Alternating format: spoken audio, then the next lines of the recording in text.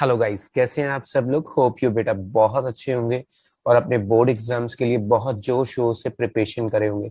मैं भी हमेशा सोचता हूँ कि आपके लिए अच्छी और यूजफुल वीडियोस लेकर आऊं सो दैट कि आपकी बोर्ड एग्जाम्स के लिए जो प्रिपरेशन है वो बहुत अच्छे लेवल की हो जाए। आज की इस वीडियो क्लास में बेटा जी मैं आपको सत्यकाम इंटरनेशनल पब्लिक स्कूल का पेपर सॉल्व करके दिखाने वाला हूँ। क्लास 12 का टर्म 1 का जो पेपर है इसमें 40 मोस्ट इंपॉर्टेंट एमसीक्यूज टीचर ने दिए थे। टीचर ने अपनी साइड से स्टूडेंट का आईक्यू लेवल बढ़ाने के लिए बहुत अच्छे क्वेश्चंस दिए हैं और टीचर चाहता है कि अपने स्टूडेंट्स का जो लेवल है वो बहुत हाई करे। अगर पेपर को हम देखते हैं तो पेपर थोड़ा सा स्टूडेंट के लेवल से थोड़ा सा हाई है और स्टूडेंट बहुत ज्यादा कोई स्टूडियस स्टूडेंट है तो वो बहुत अच्छा परफॉर्म करेगा। लेकिन हम टीचर की इस बात में तारीफ कर सकते हैं कि उसने स्टूडेंट की नॉलेज को बढ़ाने के लिए और स्टूडेंट का जो आईक्यू लेवल है अकाउंट्स को लेकर वो बहुत हाई हो इस चीज का पूरा ख्याल रखा है और बहुत अच्छे कंसेप्ट कवर अप किए हैं। और देखा जाए तो सीखने के लिए बहुत सारी इंपॉर्टेंट चीजें हैं आज की इस वीडियो में। तो चलिए बेटा जी आज का वीडियो स्टार्ट करते हैं और सॉल्व करेंगे सत्यकाम इंटरनेशनल स्कूल का टर्म 1 का पेपर जिसमें 40 मोस्ट इंपॉर्टेंट एमसीक्यूज हम करने वाले हैं। हेलो गाइस, कैसे हैं आप सब लोग। होप यू बेटा बहुत अच्छे होंगे। आज की इस वीडियो क्लास में मैं आपको सत्यकाम इंटरनेशनल स्कूल का जो टर्म 1 का पेपर है क्लास 12th का वो सॉल्व करके दिखाने वाला हूँ। टीचर ने एक बहुत अच्छा पेपर बनाया है। बस हम ये कह सकते हैं कि थोड़ा सा पेपर का जो लेवल है वो हाई है, लेकिन कई टीचर ऐसे होते हैं जो अपने स्टूडेंट्स को अच्छे लेवल की प्रैक्टिस कराते हैं सो दैट कि उनको एग्ज़ाम में जाकर जो क्वेश्चंस है उनका लेवल आसान लगे। तो यहाँ पर पेपर जो टीचर ने बनाया है वो बहुत अच्छा पेपर बनाया है। अगर मैं ये कहूँ कि सीखने के पॉइंट ऑफ व्यू से, तो सीखने के पॉइंट ऑफ व्यू से डेफिनेटली बहुत अच्छा पेपर है। बहुत सारी अच्छी अच्छी चीज़ें हैं। और अगर मैं स्टूडेंट के पॉइंट ऑफ व्यू से कहूँ तो थोड़ा सा लिटिल बिट हार्ड है, लेकिन इट डिपेंड्स अपॉन कि भाई टीचर ने उन्हें क्लास में किस लेवल का पढ़ाया है। अगर टीचर ने उन्हें इस लेवल का पढ़ाया है तो इट मीन्स ये बहुत ही अच्छी क्वालिटी का पेपर है जो एक टीचर ने बनाया अपने स्टूडेंट्स के लिए, और इसमें सीखने के लिए बहुत ही अच्छे और लाजवाब पॉइंट हैं। तो चलिए बेटा जी आज का क्लास स्टार्ट करते हैं और मैं आपको सत्यकाम इंटरनेशनल स्कूल का टर्म 1 का पेपर सॉल्व करके दिखाऊंगा क्लास 12th का। अगर आप चाहते हैं कि मैं आपके स्कूल का पेपर सॉल्व करके आपके लिए वीडियो शेयर करूं, तो आप अपने स्कूल का जो भी पेपर है उसका पीडीएफ मेरे साथ शेयर कर सकते हैं। जो मेरा नंबर है वो है 8439475505। आप इस नंबर पे व्हाट्सएप कर सकते हैं मुझको। अरे ये तो आपको दिखाई नहीं, मैं इसको थोड़ा सा नीचे कर देता हूँ। यहाँ पर 8439475505। आप मुझे इस नंबर पे व्हाट्सएप कर सकते हैं। अपने जो भी पेपर्स हैं वो व्हाट्सएप कर सकते हैं सो दैट कि मैं उन पर वीडियोस बनाकर आपके साथ शेयर करूं। अगर आप प्रैक्टिस के लिए एमसीक्यूज चाहते हैं, प्रैक्टिस के लिए केस स्टडीज़ चाहते हैं, तो इसी नंबर पे आप मुझे व्हाट्सएप करके मेरे व्हाट्सएप ग्रुप पर ऐड हो सकते हैं, जहां पर मैं डेली वीडियोस और एमसीक्यू शेयर करता हूं। तो चलिए बेटा जी आज का क्लास स्टार्ट करते हैं। जो सबसे पहला एमसीक्यू टीचर ने दिया है वो है द फॉलोइंग क्वेश्चन। जो है वो असर्शन और रीजन बेस्ड क्वेश्चन है। यहाँ पर हमें जो ऑप्शंस दिए हैं, ए ऑप्शन में कि बोथ ए और आर जो है वो इंडिविजुअली ट्रू है, और जो आर है वो करेक्ट एक्सप्लेनेशन है ए का। उसके नेक्स्ट है बोथ ए और आर इंडिविजुअली ट्रू है लेकिन R is not the correct explanation of A है। A is true but R is false, A is false, R is true. सबसे पहले असर्शन में हमको दिया in order to compensate a partner for contributing capital to the firm. अगर किसी partner ने firm को कंट्रीब्यूट किया है कोई कैपिटल, तो हम उसको कंपनसेट करने के लिए उसको इंटरेस्ट ऑन कैपिटल पे करते हैं। अगर आप बैंक से लोन लेते हैं तो बैंक को भी हम बदले में इंटरेस्ट पे करते हैं। ऐसे ही अगर पार्टनर ने फर्म में कोई कैपिटल कंट्रीब्यूट किया है तो बदले में उसकी कैपिटल को कंट्रीब्यूट करने के लिए, यानी उसको कंपनसेट करने के लिए, हम उसको इंटरेस्ट ऑन कैपिटल देते हैं। ये स्टेटमेंट ट्रू है। Interest on capital is treated as a charge against the profit, ये स्टेटमेंट फॉल्स है। Interest on capital is appropriation of profit होता है। तो ए स्टेटमेंट ट्रू है, आर स्टेटमेंट फॉल्स है। तो इसका जो आंसर होगा वो सी होगा। तो हमारा जो क्वेश्चन नंबर 1 है उसका आंसर सी है। उसके नेक्स्ट हम आते हैं the profit of the previous year 3 years, previous 3 years का प्रॉफिट है 23,000, 40,000, 38,000। एबनॉर्मल गेन दिया हुआ है, एबनॉर्मल लॉस दिया हुआ है after writing off bad debts amounting to ₹6,000 हमको दिया हुआ है। तो ये गुडविल वाले टॉपिक का न्यूमेरिकल है। यहाँ पर लिखा है the amount of goodwill at 2 year purchase of the average profit of last 3 years हमको है। तो यहाँ पर हमको गुडविल कैलकुलेट करना है, तो मैं आपको गुडविल कैलकुलेट करके दिखाता हूँ। आप जानते हैं गुडविल कैलकुलेट करने के लिए हम पहले एवरेज प्रॉफिट लेते हैं into number of year purchase कर देते हैं। तो यहाँ पर हमको जो नंबर ऑफ ईयर परचेज है बेटा वो तो 2 दिया हुआ है, और मुझको अगर एवरेज प्रॉफिट लेना है तो मुझे एवरेज प्रॉफिट के लिए इन 3 सालों के प्रॉफिट का सम प्लस करना पड़ेगा। 23,000 है, एबनॉर्मल गेन को माइनस करते हैं तो 23,000 में मैं 8,000 माइनस कर देता हूँ। कहीं भी एबनॉर्मल गेन दिखेगा तो आप उसको क्या करेंगे, माइनस करेंगे। 40,000 रुपये, 12,000 का एबनॉर्मल लॉस है तो आप क्या करेंगे, प्लस करेंगे 52,000। इसके अलावा 38,000 का प्रॉफिट है, उसमें 6,000 रुपये का बैड डेट्स का लॉस है। बेटा जी ये जो बैड डेट्स का लॉस है इसका कुछ नहीं होगा, हम एबनॉर्मल लॉस को प्लस करते हैं, एबनॉर्मल गेन को माइनस करते हैं। जो बैड डेट्स का लॉस होता है वो बिजनेस का रिकरिंग नेचर का एक्सपेंस होता है और ये हमेशा माइनस होता है, इसको कंसिडर नहीं करते हैं। यहाँ पर टीचर ने हमारी नॉलेज को चेक करने के लिए पॉइंट दिया है कि हम इस पॉइंट का क्या करेंगे, तो बेटा इस पॉइंट को इग्नोर करेंगे, इसको कहीं भी प्लस या माइनस नहीं करेंगे। और यहाँ पर हमारे पास 38,000 हो गया। मैं इन तीनों को जोड़कर 3 से डिवाइड कर देता हूँ। 52, 67, 75, 1,05,000। 1,05,000 को 3 से डिवाइड करेंगे तो बेटा जी 35,000 रुपीज़ आएगा। 35,000 में इंटू करेंगे बेटा जी 2 से तो आंसर होगा 70,000। तो इसका आंसर 70,000 आ रहा है। हमारा आंसर है बी। तो क्वेश्चन नंबर 2 का जो आंसर है वो बी है। उसके नेक्स्ट क्वेश्चन पे आएंगे। क्वेश्चन नंबर 3 में ए बी पार्टनर्स हैं, 2:3 का रेशियो दिया हुआ है। हमको मशीन 4 लाख रुपए का दिया है, स्टॉक 80,000 का दिया है, डेटर 3,20,000 के हैं। देन हमको 695 न्यू रेशियो दिया है सी के एडमिट होने के बाद। मशीनरी 3,40,000 है, मशीन 4 लाख की थी, 3,40,000 हो गई। तो अगर मैं रिवैल्यूएशन अकाउंट बनाऊं तो मैं मशीन को लॉस वाली साइड में शो करूंगा, तो मुझे मशीन से 60,000 रुपये का लॉस हुआ है। इसके अलावा यहाँ पर दिया हुआ है स्टॉक 80,000 का है, मुझे स्टॉक की नई वैल्यू बतानी है। डेटा 3,20,000 है, उसके बारे में लिखा है कि हमको इस पर 2.5% का प्रोविजन करना। डेटर हमारे पास 3,20,000 है, अगर मैं इसका 10% निकालूंगा तो 32,000 आएगा, 5% निकालूंगा तो 16,000 आएगा, 2.5% निकालूंगा तो 8,000 आएगा। मुझे डेटर पे भी लॉस हुआ है बेटा जी 8,000 रुपये का। इसके अलावा क्वेश्चन में हमको आगे दिया हुआ है कि हमें स्टॉक का बारे में इंफॉर्मेशन नहीं है, स्टॉक की इंफॉर्मेशन निकालनी है। हमको लॉस दिया हुआ है 20,000 रुपये का जो ए के हिस्से में है। जो भी लॉस आएगा बेटा जी वो ए और बी में डिस्ट्रीब्यूट होगा। ए के हिस्से में लॉस 20,000 आया है, लॉस इधर आता है, और जो ए का शेयर है बेटा जी वो 2/5 है। अगर मैं इसको सॉल्व करूं तो बेटा जी 20,000 का 2.2/5 इज इक्वल टू 20,000 है। बेटा जी 2/5 इज इक्वल टू 20,000 है, 2/5 इज इक्वल टू 20,000 है। तो टोटल कितना होगा, 20,000 इंटू 5 डिवाइड बाई 2। तो यानी टोटल लॉस हमको कितना हुआ है, टोटल लॉस हुआ है हमको 50,000 रुपये का।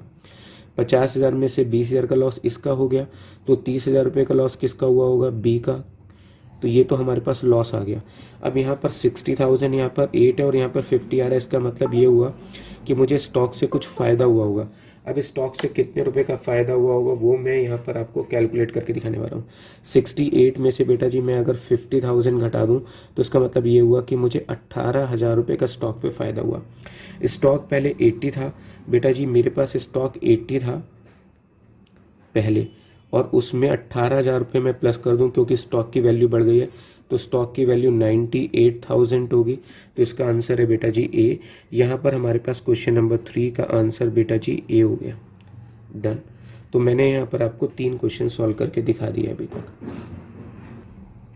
चलिए बेटा क्वेश्चन नंबर 4 पे आएंगे। क्वेश्चन में दिया है गगनदीप एक पार्टनर है जिसने फर्म को 60,000 रुपये का लोन 30 नवंबर को दिया है। बेटा जी नवंबर के लास्ट में दिया है, तो दिसंबर, जनवरी, फरवरी, मार्च 4 महीने के लिए लोन आया है। 15,000 का फर्म को लॉस है। चाहे लॉस हो या प्रॉफिट हो हम इंटरेस्ट ऑन लोन तो पे करते ही करते हैं। अगर पार्टनरशिप में डीड में लोन का रेट ऑफ इंटरेस्ट नहीं दिया है तो आप इंटरेस्ट ऑन लोन कितना कैलकुलेट करेंगे। जी बेटा यहाँ पर मैंने इसको 15,000 लिया है, लोन 60,000 का है। 60,000 के लोन पे 6% के हिसाब से 4 महीने का इंटरेस्ट निकालेंगे। इसको इससे कट करते हैं 3 2 1200, तो इसका आंसर आएगा बेटा जी 1200 रुपये। डन। तो यहाँ पर इसका आंसर हो गया सी। आइए बेटा जी क्वेश्चन नंबर 5 सॉल्व करेंगे। हमें क्वेश्चन में दिया हुआ है कि विकास और योगेश पार्टनर है, उनका रेशियो 2:1 दिया हुआ है। यहाँ पर लिखा हुआ है कि कुणाल को नए पार्टनर के लिए हमने एडमिट किया है, वो 1 लाख रुपए प्रीमियम का लेकर आया है। यानी कुणाल एक नया पार्टनर है जो 1 लाख रुपए का प्रीमियम लेकर आया है। इसके अलावा यहाँ पर लिखा है कि उसने अपना सारा शेयर विकास से लिया है। Okay done. इसके अलावा फर्म की टोटल गुडविल दी है। बेटा जी हमें विकास का शेयर नहीं दिया, लेकिन हमें ये पता है कि वो कितना प्रीमियम लेकर आया है। प्रीमियम लेकर आया है 1 लाख का, और फर्म की टोटल गुडविल कितनी है 5 लाख। यानी टोटल गुडविल में जो उसका शेयर है वो 1 लाख का है। तो इस हिसाब से जो कुणाल का शेयर है वो 1/5 है, और कुणाल ने अपना सारा शेयर किससे लिया है, विकास से। तो बेटा जी मुझे न्यू रेशियो निकाल कर दिखाना है। विकास का शेयर है 2/3, उसमें से 1/5 उसने किसको दे दिया है, कुणाल को दे दिया है। अगर आपको एलसीएम लेना आता है तो बेस्ट है, नहीं तो क्रॉस मल्टीप्लाई करिए। 5 × 2 10, 3 और अपॉन में 15, तो बेटा जी इसका न्यू रेशियो हो जाएगा 7/15। इसके अलावा योगेश, उसने कुछ भी नहीं दिया अपने पास से, 1/3 है। डिनोमिनेशन बराबर करने के लिए 5 से मल्टीप्लाई कर देता हूँ, तो इसका आंसर होगा 5/15। इसके अलावा जो कुणाल है उसका शेयर 1/5 का है।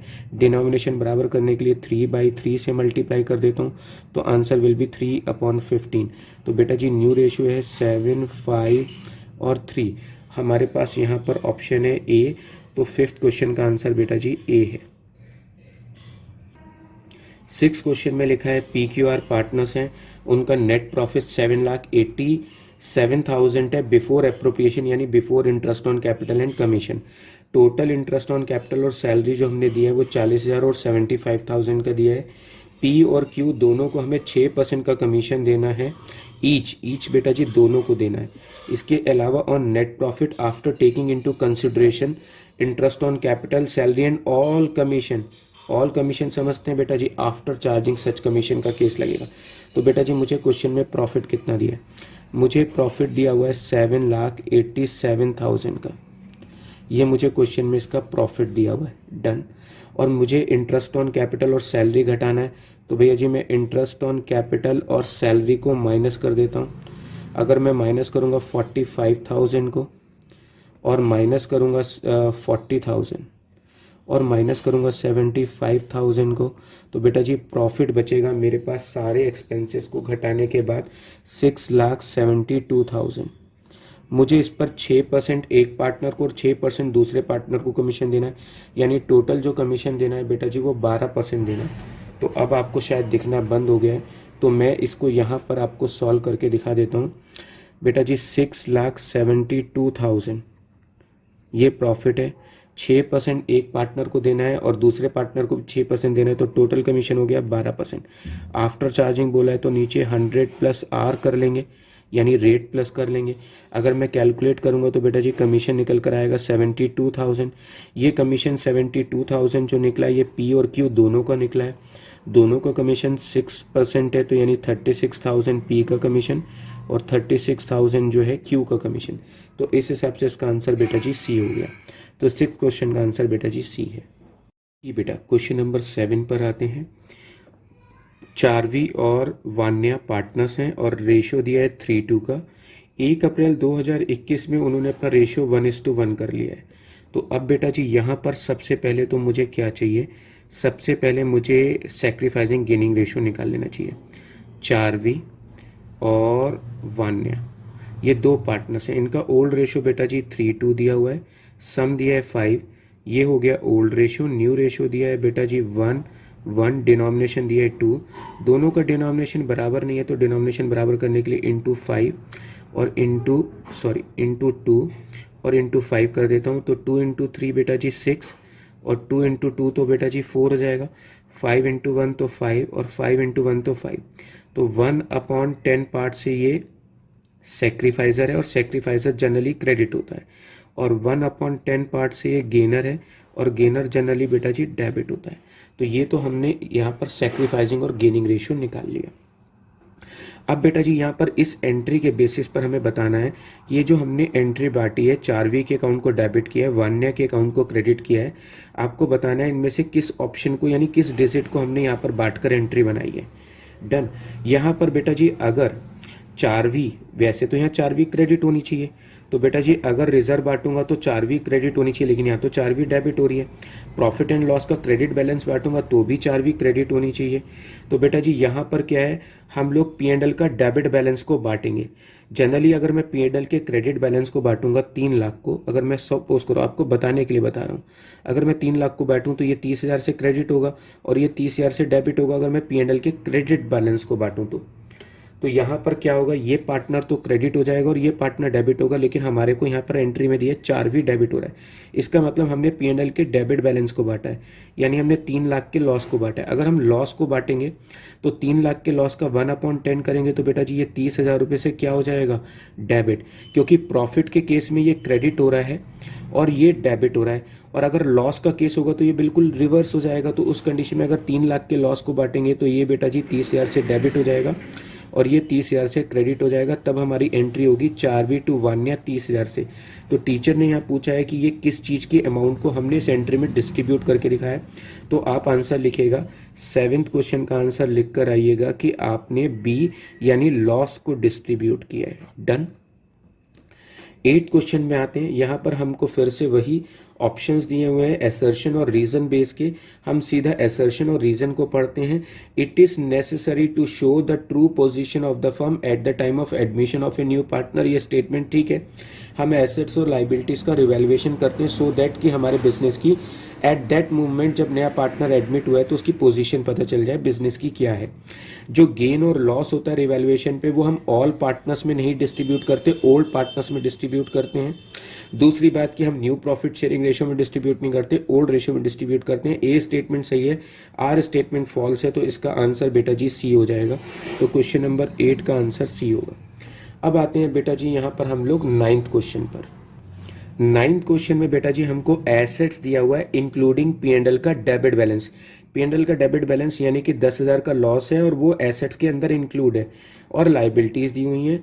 हमें नॉर्मल रेट ऑफ रिटर्न दिया हुआ है, एवरेज प्रॉफिट 12,000 का दिया है, हमें गुडविल कैपिटलाइजेशन मेथड से कैलकुलेट करके दिखानी है बेटा जी।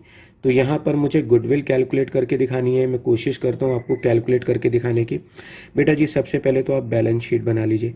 अगर आप बैलेंस शीट बनाओगे तो बेटा जी एसेट्स कितनी है, 90,000 रुपये की एसेट्स हैं। डन। एसेट्स 90,000 की हैं, लॉस कितना है हमारे पास 10,000 का, तो इसका मतलब हमारे पास अदर एसेट्स कितनी होंगी 80,000 की। हमें क्वेश्चन में लाइबिलिटीज दी हुई है बेटा जी 40,000 रुपये की। लाइबिलिटीज अगर 40,000 की हैं तो इसका मतलब हमारे पास कैपिटल कितनी आ जाएगी 50,000 रुपये की। यहाँ पर 80 में से 40 जाएंगे तो बेटा जी कैपिटल कितनी आ जाएगी 40,000 की। तो ये मेरे पास कैपिटल निकल कर आ गई है 40,000 रुपये की। आप चाहें तो इसको अलग तरीके से भी निकाल सकते हैं, जैसे आपने सीखा था बेटा जी नॉर्मल तरीका, वैसे भी कर सकते हैं कि आपके पास एसेट्स कितनी है 90,000 रुपये की, लॉस कितना दिया हुआ है 10,000 रुपये का। यहाँ पर जितनी एसेट्स हैं बेटा जी उतनी लाइबिलिटी होंगी, तो लाइबिलिटी कितनी होंगी 90,000। हमें आउटसाइड लाइबिलिटी क्वेश्चन में 40,000 है, तो कैपिटल कितनी आ गई, कैपिटल आ गई 50,000 की। बेटा जी अगर मैं कैपिटल में से लॉस घटाऊंगा तो मेरी नेट कैपिटल निकल कर आ जाएगी। तो मेरी जो नेट कैपिटल निकल कर आएगी बेटा जी वो 40,000 रुपये निकल कर आएगी। अब बेटा जी मुझे सुपर प्रॉफिट निकालना है, तो सुपर प्रॉफिट का फार्मूला होता है average profit minus normal profit. Normal profit कैसे निकालते हैं बेटा जी, नॉर्मल प्रॉफिट निकालना है तो कैपिटल इन्वेस्टेड टोटल 50,000 की कैपिटल है, 10,000 का लॉस है, तो बेटा जी नेट कैपिटल इन्वेस्टेड 40,000 की है। रेट मुझे कितना दिया हुआ है 10% का, बेटा जी निकालूंगा तो नॉर्मल प्रॉफिट निकलेगा 4,000 का। नॉर्मल प्रॉफिट 4,000 रुपये का है, एवरेज प्रॉफिट 12,000 का है, तो बेटा जी सुपर प्रॉफिट कितना निकल गया, सर जी सुपर प्रॉफिट 8,000 रुपये निकल गया। टीचर ने कहा है कैपिटलाइजेशन ऑफ सुपर प्रॉफिट करिए, तो बेटा जी उसके लिए गुडविल निकालने के लिए मुझे क्या करना पड़ेगा, जो भी प्रॉफिट दिया है इनटू 100 अपॉन रेट करना पड़ेगा। मेरे पास सॉल्व करके दिखाने के लिए थोड़ा सा स्पेस कम है तो आप मैनेज कर लीजिएगा। 8,000 इंटू 100 अपॉन 10, तो मेरा आंसर निकल कर आएगा 80,000 रुपये। यहाँ पर ऑप्शन है बेटा जी बी, तो 9th क्वेश्चन का ऑप्शन जो है वो बी है बेटा जी। डन। क्वेश्चन नंबर 10 पर आते हैं बेटा जी। संयम, चारवी, युवराज पार्टनर्स हैं। युवराज को हमने गारंटी दी थी कि 14,000 का प्रॉफिट तुझे मिलेगा, 14,000 का प्रॉफिट मिलेगा। यहाँ पर क्वेश्चन में मेंशन नहीं है कि गारंटी किसने दी है, तो हम मानेंगे बाकी के रिमेनिंग पार्टनर्स ने दी है। फर्म को 6,000 रुपये का लॉस हुआ है। पूछा है कि संयम और चारवी का कैपिटल अकाउंट कितने से डेबिट होगा, यानी डेबिटेड बाई पूछा है। यानी कि बेटा जी देखो सीधी सी बात है, 14,000 रुपये तो लॉस की कंडीशन में 14,000 रुपये तो लॉस की कंडीशन में किसको देने पड़ेंगे, संयम और चारवी को देने पड़ेंगे। रेशियो नहीं दिया है तो इक्वल इक्वल मान लेंगे। तो भैया जी संयम और चारवी के अकाउंट 7,000 से तो गारंटी के अमाउंट से डेबिट होगा, और 6,000 का फर्म को लॉस हो गया तो 3,000 रुपये का लॉस भी डेबिट होगा। तो उसने पूछा है कैपिटल अकाउंट टोटल कितने से डेबिट होंगे, बेटा जी 10,000 रुपये से डेबिट होंगे। तो इसका आंसर है 10,000 ईच। तो क्वेश्चन नंबर 10 का आंसर बेटा जी डी है। डन। अब बेटा जी क्वेश्चन नंबर 11 से लेकर जो 18 तक है वो एडमिशन ऑफ ए पार्टनर का केस स्टडी दिया है। इस केस स्टडी को समझने के लिए पहले हमें यहाँ से रिलेटेड चीज़ों को लेना पड़ेगा, और उसके बाद हमें इससे आगे का जो पोर्शन है वो नेक्स्ट पेज पे मुझे दिखाने में थोड़ा सा प्रॉब्लम होगा, लेकिन मैं कोशिश करता हूँ कि मैं वो पोर्शन आपको दिखाऊँ और फिर हम इससे रिलेटेड केस स्टडी सॉल्व करें। जी बेटा, आपको दिखाने के लिए जो हमारे को क्वेश्चन नंबर 11 से 18 करने हैं, और हमको ये एडमिशन का केस स्टडी दिया है। बहुत बड़ा केस स्टडी है। यहाँ पर टीचर ने हमको ए बी पार्टनर से रेशियो दिया है 3:1। ये लाइबिलिटी, ये एसेट्स दिया हुआ है। नया पार्टनर सी एडमिट हो रहा है, न्यू रेशियो दिया है 2:1:1। नेक्स्ट पेज को मैंने चिपका दिया है सो दैट कि मैं आसानी से आपको इसे दिखा पाऊँ। ये हमको नीचे एडजस्टमेंट दिए कि सी नया पार्टनर ये कैपिटल लेकर आया है, ये 14,000 रुपीज़ का प्रीमियम लेकर आया है। इसके अलावा there was a claim for 1,000 workman compensation. Workman compensation 9,000 है। नीचे हमें दिया हुआ है कि 1,000 रुपये का वर्कमैन कंपनसेशन क्लेम है। आप जानते हैं कि 8,000 जो एक्स्ट्रा है वो पार्टनर में डिस्ट्रीब्यूट हो जाता है। क्रेडिटर में 5% अमाउंट अनट्रेसेबल है, यानी वो पैसे हमें क्रेडिटर को नहीं देने हैं। 24,000 का 5% हम माइनस करेंगे, फ़ायदा हो जाएगा।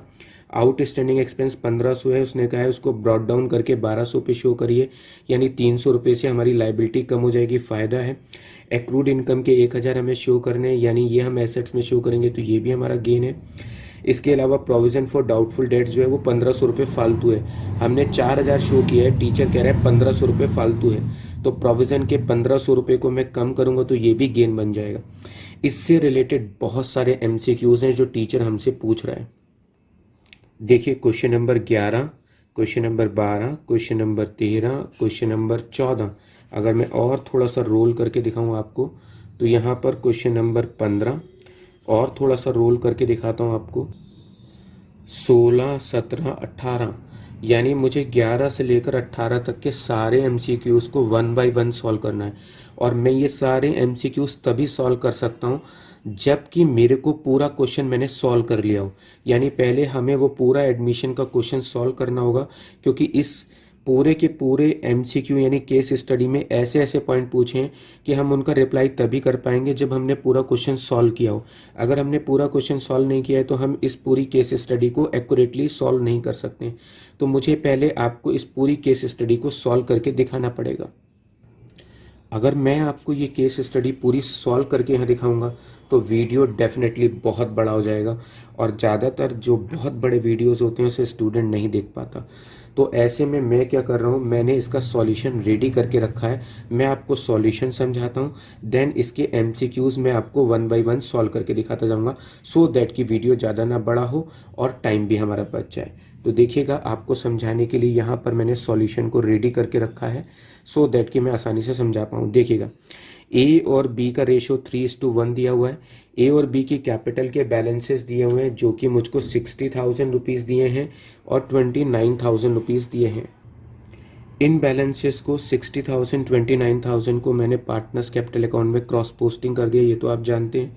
वर्कमैन कंपनसेशन फंड 9,000 है, मुझे 1,000 रुपये का क्लेम देना है, तो जो 8,000 रुपये का एक्स्ट्रा वर्कमैन कंपनसेशन है फंड है वो पार्टनर्स में 3:1 के रेशियो में डिस्ट्रीब्यूट कर दूंगा। क्रेडिटर 24,000 रुपये के हैं, उससे रिलेटेड है कि उसमें 5% का हमें पैसा नहीं देना है, तो बेटा जी वो गेन बन जाएगा, तो वो 1,200 रुपये मैंने यहाँ शो कर दिया है। इसके अलावा आउटस्टैंडिंग एक्सपेंस 1500 है, उन्हें ब्रॉड डाउन टू 1200 रुपये करना है। तो यहाँ पर मुझे क्या हो जाएगा, 300 रुपये का फ़ायदा हो जाएगा, मेरी लाइबिलिटी कम हो जाएगी बेटा जी। इसके अलावा यहाँ पर दिया हुआ है, इधर सब खत्म हो गया। इधर की तरफ अगर हम आते हैं, थोड़ा सा मैं पेपर को मूव कर लेता हूँ। यहाँ पर मुझे पुरानी गुडविल दी है 16,000। पुरानी गुडविल का अकाउंट हम क्लोज कर देंगे। आप जानते हैं कि उसका अकाउंट हम क्लोज कर देते हैं। हमको क्वेश्चन में कैश का बैलेंस दिया है 5500। जब हम कैश अकाउंट बनाएंगे तो कैश का बैलेंस कैश अकाउंट में क्रॉस साइड लिख लेंगे 5500 रुपीज़। उसके नेक्स्ट मुझे न्यू रेशो दिया हुआ है। जो मुझको न्यू रेशो दिया है सी के आने के बाद, वो मुझे दिया है 2:1:1। ये मुझे न्यू रेशो दिया हुआ है। अगर मैं ओल्ड रेशो में से न्यू रेशो निकालूंगा, यानी कि 3:1 क्रॉस सम करूंगा 4, न्यू रेशो है 2:1:1, सम करूंगा 4, तो मेरे पास सेक्रीफाइसिंग रेशो 1:0 आएगा। ये गेनर है। तो केवल ए पार्टनर ने सेक्रीफाइस किया है। नया पार्टनर 33,000 कैपिटल लेकर आया है। जितनी कैपिटल लेकर आया एक बार कैश अकाउंट में लिखेंगे, एक बार कैपिटल अकाउंट में पोस्टिंग कर देंगे। नया पार्टनर 14,000 प्रीमियम लेकर आया है। जितना प्रीमियम वो लेकर आया वो सारा का सारा प्रीमियम मैं किसको दे दूंगा, सिर्फ ए को, क्योंकि यहाँ पर सिर्फ सेक्रीफाइस ए ने किया है। इसके अलावा वर्कमैन कंपनसेशन क्लेम का पॉइंट हमने कर लिया है, क्रेडिटर का पॉइंट कर लिया है, आउटस्टैंडिंग एक्सपेंस का पॉइंट कर लिया है, एक्रूड इनकम का पॉइंट कर लिया है। उसके बाद हमें प्रोविजन फॉर डाउटफुल डेट्स से रिलेटेड पॉइंट दिया हुआ है। आपको प्रॉपर नजर आ जाए, देखिएगा प्रोविजन 4,000 रुपये का मुझे क्वेश्चन में दिया है। यहाँ पर टीचर ने कहा है जो प्रोविजन फॉर बैड डेट्स है वो 1,500 रुपये फालतू है, यानी हमने 1,500 रुपये का प्रोविजन एक्स्ट्रा शो किया है। तो मैं 4,000 में से 1,500 का प्रोविजन कम करूंगा। प्रोविजन कम होगा तो बेटा जी ये फायदा है, यानी प्रोविजन इंक्रीज होता है तो लॉस है, प्रोविजन डिक्रीज होता है तो फायदा है। एक्रूड इनकम के 1,000 शो कर दिए। इस साइड का सम मैं करूंगा तो रिवैल्यूएशन प्रॉफिट बेटा जी 4,000 आएगा। उसको हम ओल्ड पार्टनर्स में 3:1 के रेशियो में डिस्ट्रीब्यूट कर देंगे। डन। अब क्या होगा बेटा जी, मैंने इस साइड का सम किया, 6029 बैलेंस हो गया। आपको याद होगा वर्कमैन कंपनसेशन फंड 8,000 बांट दिया, 14,000 का सारा प्रीमियम हमने ए को दे दिया, रिवैल्यूएशन प्रॉफिट बांट दिया, पुरानी गुडविल का अकाउंट क्लोज कर दिया। अगर मैं इस साइड के सम में से इन सब चीज़ों को लेस करूं तो मेरे पास बैलेंस आएगा 71,000 रुपीज़। 28,000 याद रखिएगा, ये 28,000 है। मैं लिख देता हूँ प्रॉपर कि ये 28,000 है और ये 33,000 है। और अगर मैं कैश का बैलेंस दिखाऊं तो मैं इन तीनों को जोड़कर इधर लिखूंगा तो बैलेंस कैरेट डाउन आ जाएगा। आपको समझाने के लिए मैंने प्रीमियम की एंट्री दिखाई है, प्रीमियम फॉर गुडविल टू ए।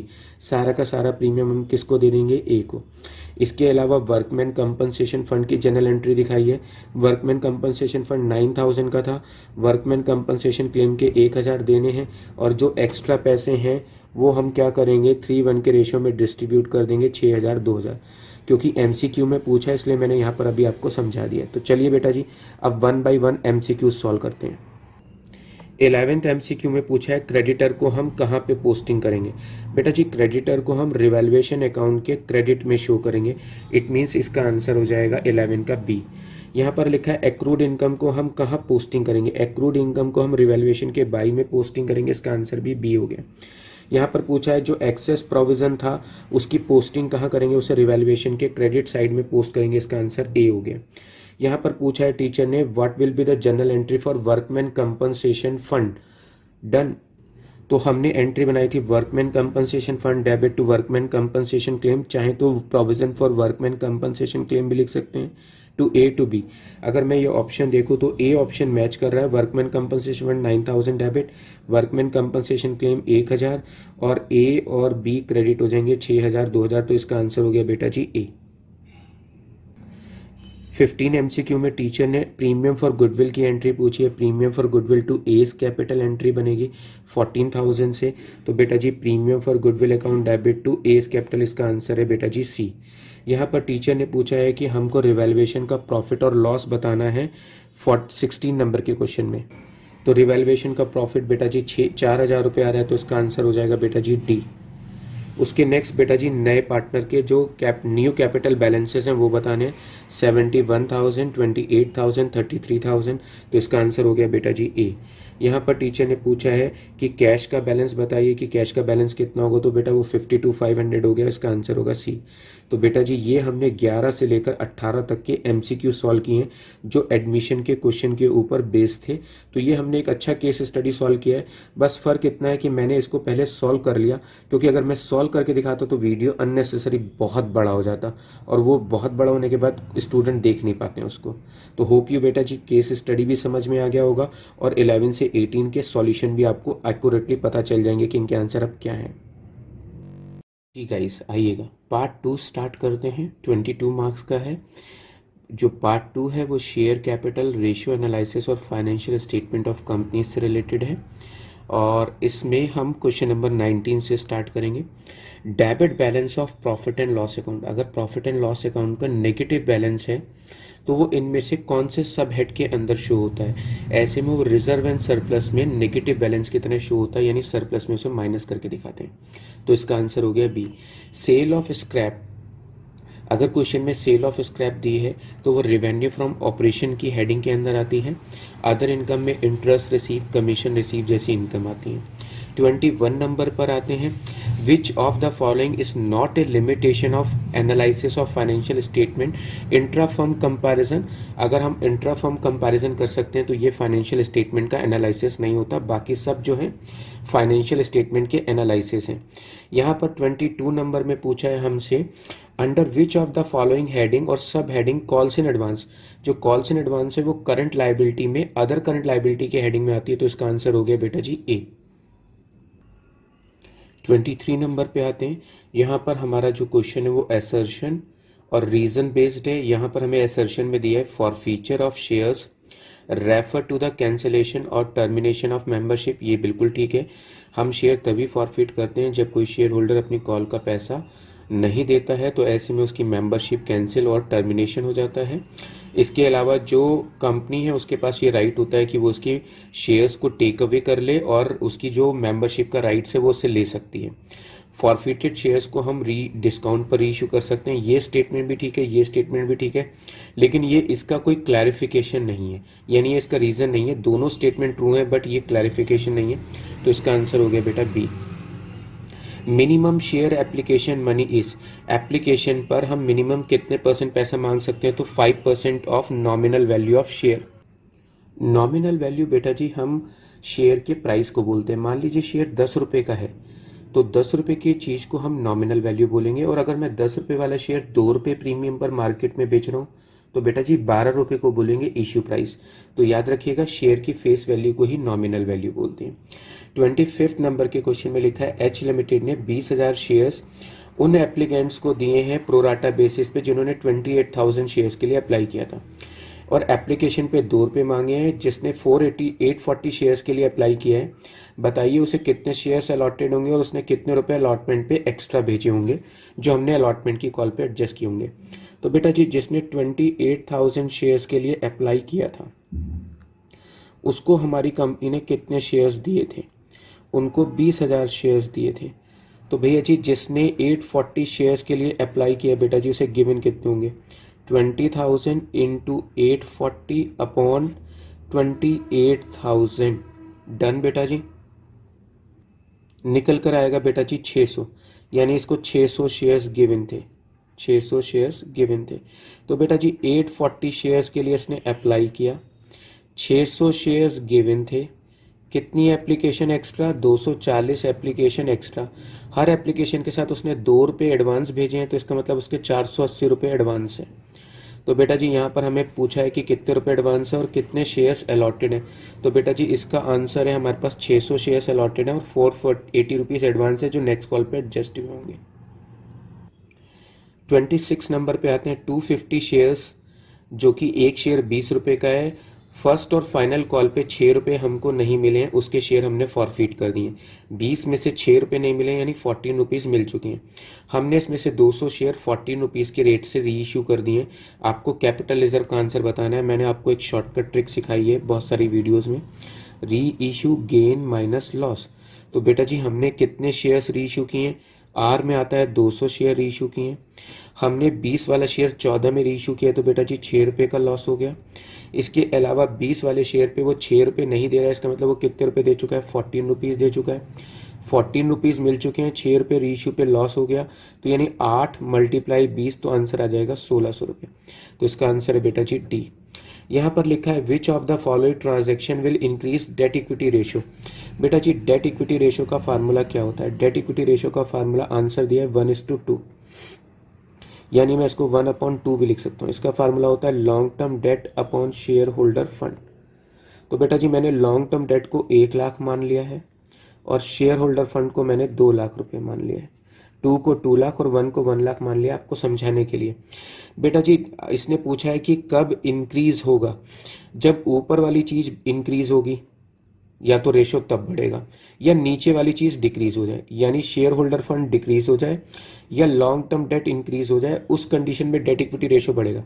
अगर हम शेयर इश्यू करते हैं तो शेयर होल्डर फंड इंक्रीज होगा तो आंसर डिक्रीज आएगा। डिबेंचर का रिडम्पशन करेंगे तो बेटा जी ऊपर वाली चीज रिड्यूस हो रही है तो भी आंसर रिड्यूस ही आएगा। रिडम्पशन ऑफ प्रेफरेंस शेयर, अगर हम प्रेफरेंस शेयर का रिडम्पशन करेंगे तो शेयर होल्डर फंड कम हो जाएगा, और अगर शेयर होल्डर फंड कम हो जाएगा तो हमारा आंसर बड़ा आएगा, तो इसका आंसर है बेटा जी बी। 28 क्वेश्चन में बेटा जी ये असर्शन और रीजन बेस्ड क्वेश्चन है, ऑप्शंस आपको पता है। इसका जो क्वेश्चन है वो नेक्स्ट पेज पे आ रहा है, तो हम इसे नेक्स्ट पेज पे जाके सॉल्व करेंगे। डन बेटा जी। बेटा यहाँ पर हमको दिया है लिमिटेशन ऑफ फाइनेंशियल स्टेटमेंट। अगर फाइनेंशियल स्टेटमेंट में कोई लिमिटेशन है तो क्या वो रेशियो एनालिसिस का लिमिटेशन भी होगा? हाँ जी बेटा, अगर फाइनेंशियल स्टेटमेंट में ही कमी है तो रेशियो जो हम कैलकुलेट करेंगे वो भी गलत ही होंगे।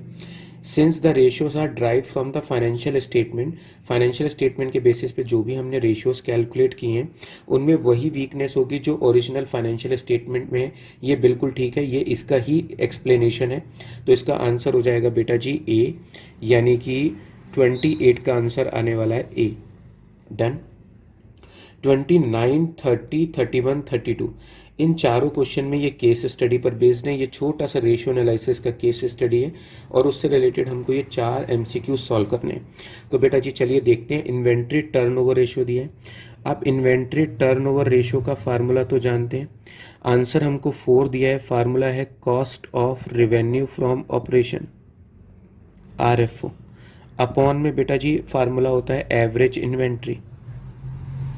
अब क्वेश्चन में मुझको सेल्स दिया हुआ है बेटा जी, मुझको क्वेश्चन में सेल्स कितना दिया हुआ है बेटा जी, मुझको सेल्स दिया हुआ है बेटा जी 6 लाख रुपए का।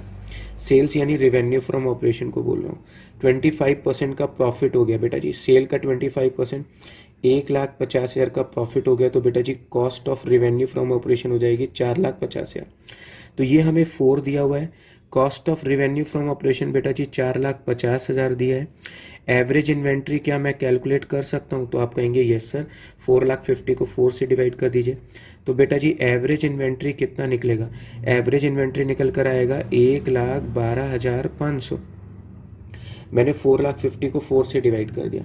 अब 1,12,500 आ गया। एवरेज इन्वेंट्री का फार्मूला होता है opening stock plus closing stock divide by 2।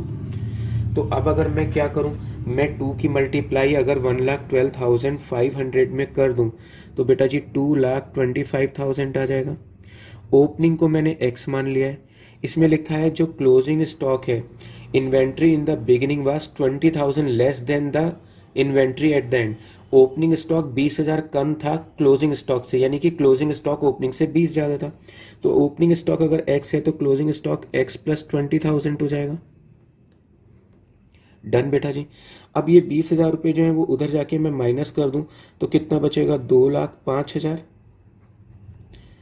इसको मैं यहाँ सॉल्व कर देता हूँ, 2,05,000 बचेगा और यहाँ आ जाएगा 2x। अब x इजिकल टू कितना हो जाएगा बेटा जी? 1,02,500। ये तो ओपनिंग स्टॉक निकल गया। अब जो क्लोजिंग स्टॉक है वो उससे 20 ज़्यादा होगा, तो क्लोजिंग स्टॉक बेटा जी कितना निकल कर आएगा? क्लोजिंग स्टॉक निकल कर आएगा 20,000 प्लस कर देता हूँ 1,22,500। क्वेश्चन में हमको क्विक रेशियो दिया है। बेटा जी लिक्विड रेशियो का फार्मूला क्या होता है? बेटा जी लिक्विड रेशियो का फार्मूला होता है, लिक्विड रेशियो का आंसर दिया है 0.75। फार्मूला होता है liquid assets upon closing current liability. Current liability मुझको 60,000 रुपये दिया है, मेरे पास स्पेस की शॉर्टेज है इसलिए मैं डायरेक्ट कर रहा हूँ। 65,000 की इंटू 0.75 में करूँगा तो लिक्विड एसेट्स आ जाएगी बेटा जी 45,000। आप जानते हैं लिक्विड एसेट्स में स्टॉक और प्रीपेड एक्सपेंस इंक्लूड नहीं होता है।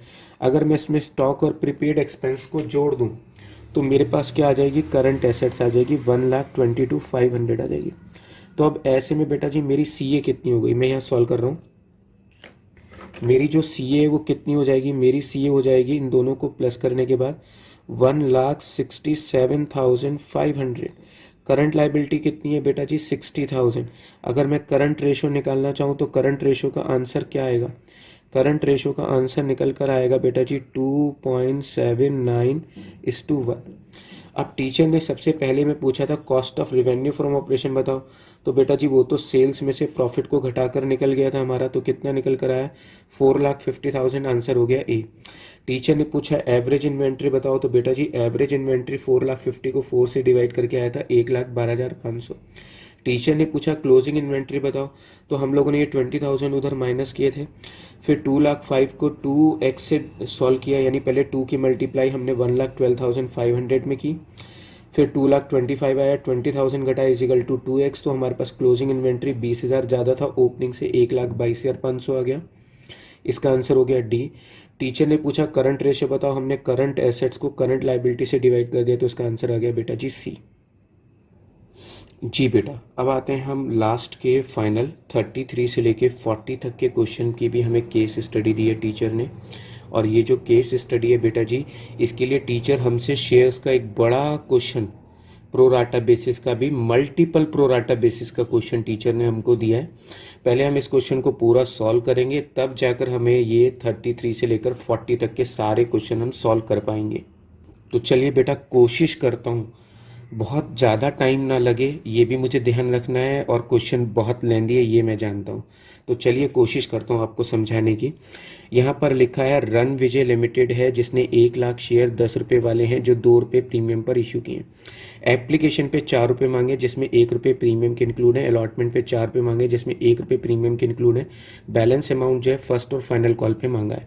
तो बेटा जी यहाँ पर मैं छोटा सा वर्किंग नोट बना लेता हूँ आपको समझाने के लिए। एप्लीकेशन पे बेटा जी 3+1 है, अलॉटमेंट पे बेटा जी 3+1 है, और फर्स्ट कॉल पे फाइनली बेटा जी 4 रुपये, क्योंकि 10 रुपये का शेयर था, 3 और 3 6 हो गए, तो 4 यहाँ पे आ जाएंगे। बेटा जी हमने कितने शेयर इशू किए हैं, 1,00,000 शेयर इशू किए हैं, तो मैंने यहाँ पर लिख लिया 1,00,000 शेयर हमने इशू किए हैं।